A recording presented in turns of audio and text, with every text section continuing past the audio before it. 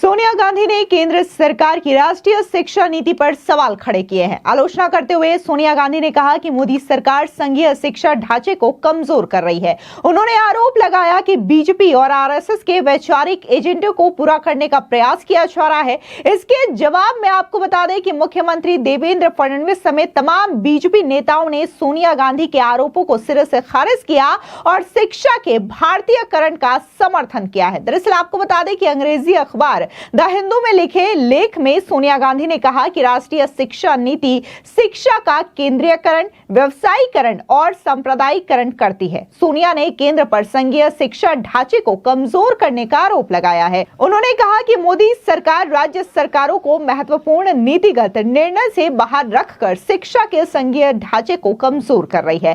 कांग्रेस सदस्यीय दल की अध्यक्ष सोनिया गांधी ने इस लेख में 79,000 स्कूल के बंद होने, बीजेपी आरएसएस से जुड़े लोगों की भर्ती जैसे मुद्दों का जिक्र किया। उन्होंने कहा कि राष्ट्रीय शिक्षा नीति भारत के बच्चों और युवाओं की शिक्षा के प्रति बेहद उदासीन है। इसमें शिक्षा प्रणाली को जनसेवा की भावना से वंचित रखा गया है और शिक्षा की गुणवत्ता से समझौता किया गया है। भारत की शिक्षा व्यवस्था की हत्या बंद होनी चाहिए। उन्होंने आगे कहा कि पिछले 11 साल से अनियंत्रित केंद्रीयकरण इस सरकार की कार्यप्रणाली की एक खास विशेषता रही है। इसके लिए इसका सबसे खराब प्रभाव शिक्षा के क्षेत्र में पड़ा है। 2019 से केंद्रीय शिक्षा सलाहकार बोर्ड की बैठक नहीं हुई है। इस बैठक में केंद्र और राज्य के शिक्षा मंत्री भी शामिल होते हैं। बोर्ड की आखिरी बैठक सितंबर 2019 में हुई थी। सोनिया गांधी ने मोदी सरकार पर लोकतांत्रिक परामर्श की अवहेलना करने का आरोप लगाया। उन्होंने कहा कि राज्य सरकारों से परामर्श किए बिना एनईपी 2020 को लागू कर दिया गया है। अब जिस तरीके से सोनिया गांधी ने आरोप लगाया, इसके बाद से बीजेपी हमलावर हो गई है। सीधे तौर पर बीजेपी का यह कहना है कि शिक्षा का केंद्रीयकरण नहीं हो रहा है बल्कि भारतीयकरण हो रहा है और इसे सोनिया गांधी को समर्थन करना चाहिए बजाय इसके कि उन्हें सवाल उठाना चाहिए। बता दें कि महाराष्ट्र के मुख्यमंत्री देवेंद्र फडणवीस ने भी सोनिया गांधी की आलोचना का जवाब दिया। उन्होंने कहा कि अंग्रेजों ने जो शिक्षा व्यवस्था बनाई थी वो भारतीयों को गुलाम बनाने के लिए थी। नई शिक्षा नीति का हर राष्ट्रभक्त स्वागत करेगा। सोनिया जी को इसकी पूरी जानकारी लेनी चाहिए। इस नीति से किसी को परेशान होने की आवश्यकता नहीं है। फडणवीस ने इसे देश की प्रगति के लिए जरूरी बताया। सुनिए और क्या कुछ मुख्यमंत्री देवेंद्र फडणवीस ने कहा। मुझे ऐसा लगता है कि शिक्षा का भारतीयकरण हो रहा है।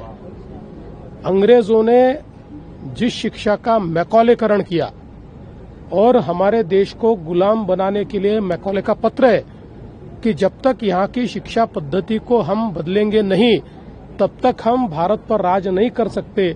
इसका मतलब जो शिक्षा पद्धति उस समय आई थी वो भारतीयों को गुलाम बनाने के लिए आई थी। उस शिक्षा पद्धति में बदलाव करके अगर उसका भारतीयकरण हो रहा है तो इससे किसी को दुख होने का कारण नहीं है। कोई भी जो राष्ट्रभक्त व्यक्ति है वो यही कहेगा कि इसका भारतीयकरण होना चाहिए। मुझे ऐसा लगता है कि सोनिया जी ने इसकी पूरी जानकारी लेनी चाहिए और भारतीयकरण को पूर्ण रूप से सपोर्ट करना चाहिए। इसके अलावा अगर बात हम बीजेपी के राष्ट्रीय महासचिव तरुण चुग की करें तो उन्होंने भी सोनिया गांधी को आड़े हाथों लेते हुए ये कहा कि ये शिक्षा का जो है वो भारतीयकरण किया जा रहा है। जो गुलामों की मानसिकता रही है, जो कि अंग्रेजों ने शामिल किया था, उसे तोड़ा जा रहा है। अगर सोनिया गांधी इटली का चश्मा हटा करके देखें तो उन्हें सब कुछ नजर आएगा। सुनिए तरुण चुग का ये बयान। आजादी के बाद लगभग 60 साल तक कांग्रेस ने देश को उपनिवेशिक मानसिकता में जकड़ कर रखा। कांग्रेस ने भारतीयता, भारत के असली नायकों के गौरवशाली इतिहास को बताने के बजाय सांप्रदायिकता, तुष्टीकरण और गुलामी के भाई भतीजावाद की सोच को किताबों में पढ़ा। वामपंथी सोच को देश की शिक्षा नीति का हिस्सा बनाया। कांग्रेस कार्यकाल में जानबूझकर स्कूल की किताबों में हमलावरों, अत्याचारी मुगल शासकों को महानायक, महामंडित किया गया और भारत की धरती की लड़ाई लड़ने वाले, भारत की संस्कृति, सभ्यता और धर्म की लड़ाई लड़ने वाले नायकों को, चाहे वो भक्ति काल के गुरु परंपरा के लोग हों या दास परंपरा के लोग हों या देश भर में संत साधु, उन सबको छोटा दिखाया गया।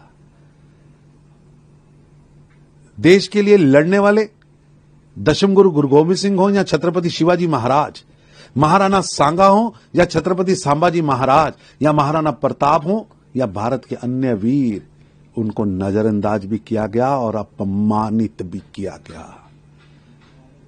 और चुपचाप कांग्रेस ये विशेला काम भारत की शिक्षा नीति में लगातार 6 दशक तक करती रही।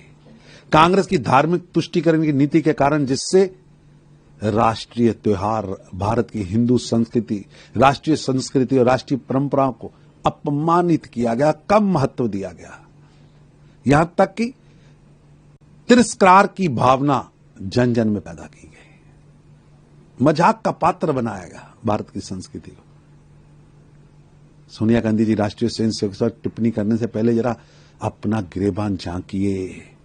ये इटली का चश्मा उतारेंगे तो आपको ध्यान में आएगा कि नेशन फर्स्ट की सोच को लेकर राष्ट्रीय स्वयंसेवक संघ पिछले 100 वर्षों से राष्ट्रीय चेतना, राष्ट्रीय चरित्र निर्माण, राष्ट्र देवो भव, राष्ट्रीय कार्य जीवन में प्रथम है और देश की सेवा ही मेरे जीवन का उद्देश्य है। इस कार्य को सामने रखकर, इसको मंत्र मानकर लगातार निरंतर तपस्या कर रहा है। ये इटली का चश्मा उतारेंगे, आपको देश, देशभक्ति, भारत, भारतीयता, भारतीय इंस्टीट्यूशन, भारतीय स्वयंसेवी संगठन और राष्ट्रीय स्वयंसेवक जैसा समुद्र जैसा विशाल राष्ट्रीय संगठन समझ आएगा और उसका समर्पण समझ आएगा। इटली का चश्मा तो उतारिए।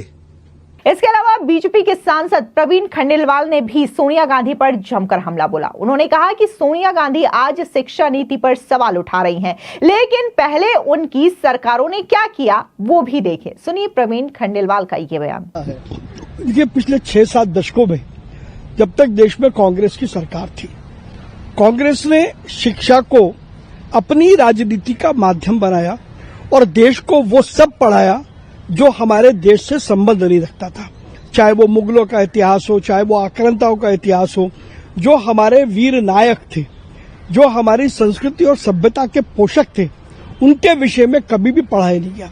अब उस एजेंडे को ठीक किया जा रहा है और निश्चित रूप से वर्तमान शिक्षा व्यवस्था राष्ट्रीयता से ओतप्रोत है। और सोनिया गांधी का बौखलाना इसलिए स्वाभाविक है क्योंकि जो काम उनकी सरकार एक दशक से कर रही थी, लंबे समय से कर रही थी, उस नैरेटिव को प्रधानमंत्री नरेंद्र मोदी जी ने तोड़ा है, इसलिए सोनिया गांधी बेचैन है। इसके अलावा बीजेपी नेता शहनवाज हुसैन का भी बयान आया। उनका कहना है कि सोनिया गांधी जो है आरोप लगा रही है वो ठीक नहीं है और जिस तरीके से मोदी सरकार शिक्षा को लेकर के काम कर रही है वो सराहनीय है। सुनिए शहनवाज हुसैन का ये बयान। देखिए, सोनिया जी को तो मैकाले की शिक्षा नीति पसंद आएगी, भारतीय शिक्षा नीति सोनिया जी को क्यों पसंद आएगी? इतनी अच्छी शिक्षा नीति बनी है और उस पर इस तरह का इल्जाम लगाना कि कम्युनिज्म को बढ़ावा दे रहा है या बहुत चीजों को छिपा रहा है, ये बहुत दुर्भाग्यपूर्ण है। सोनिया जी से ये अपेक्षा नहीं थी कि वो भारतीय शिक्षा नीति का विरोध करेंगे।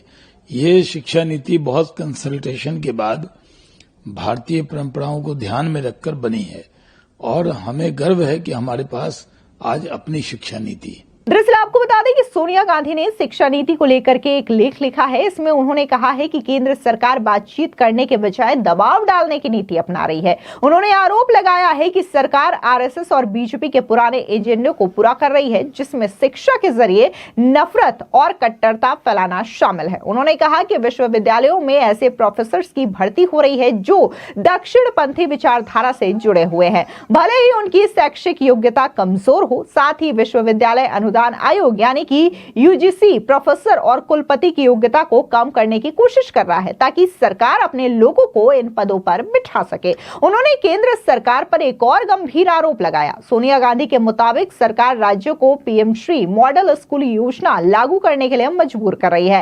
ऐसा करने के लिए समग्र शिक्षा अभियान के तहत राज्यों को मिलने वाली राशि रोक दी जा रही है। यह कदम राज्यों के अधिकारों का हनन है। सोनिया ने यह भी कहा कि उच्च शिक्षा में सरकार सख्त नियम ला रही है जो शिक्षा की आजादी को समाप्त कर सकता है, खत्म कर सकता है। सीधे तौर पर सोनिया गांधी का यह कहना है कि मोदी सरकार जो है वो नई शिक्षा नीति के नाम पर कहीं ना कहीं शिक्षा व्यवस्था की हत्या कर रहे हैं और इसमें बीजेपी और आरएसएस की जो वैचारिक एजेंडे हैं उनको शामिल करने का प्रयास किया जा रहा है। तो वहीं दूसरी ओर अगर बात हम बीजेपी नेताओं की करें तो बीजेपी नेताओं का यह कहना है कि यह शिक्षा का केंद्रीयकरण या फिर व्यवसायीकरण नहीं हो रहा है, बल्कि भारतीय भारतीयकरण हो रहा है। जो भारत का इतिहास रहा है वो बच्चों को पढ़ाने की कोशिश की जा रही है और उन्हें शिक्षा नीति में शामिल किया जा रहा है ताकि जो बच्चे हैं उन्हें अपने इतिहास पर गर्व हो सके, अपनी जड़ों पर गर्व हो सके। और जो अंग्रेज हैं उन्होंने भारतीय प्रणाली को खत्म करने के लिए उन्होंने ऐसी शिक्षा प्रणाली बनाई